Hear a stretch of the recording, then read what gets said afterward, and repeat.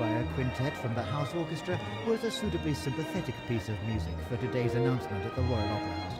There were a number of well-known people among the well-wishers today to hear the news that it's going into partnership with Conifer Records to produce its own label recordings using its own orchestra. It's one further way in which Covent Garden is trying to keep its financial head above water.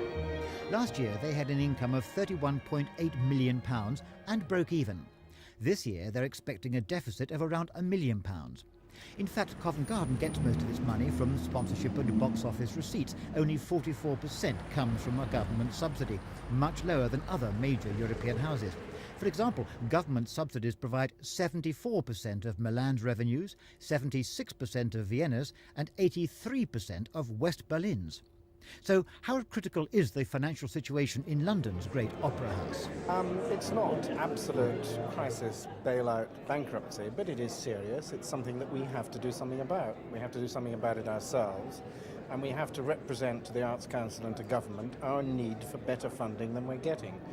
Not because we're carrying a bagging bowl and saying it's down to you and not to us, but because we have done almost everything we absolutely everything we can, to bunk up our own income.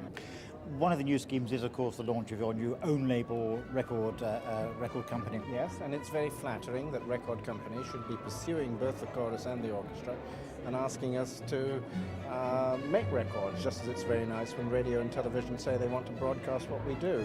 It will add to our income, but it's a drop in the bucket compared to the costs of maintaining those three companies throughout the year.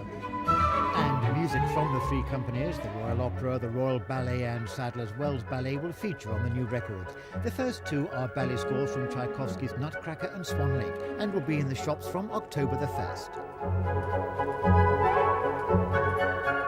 More will follow.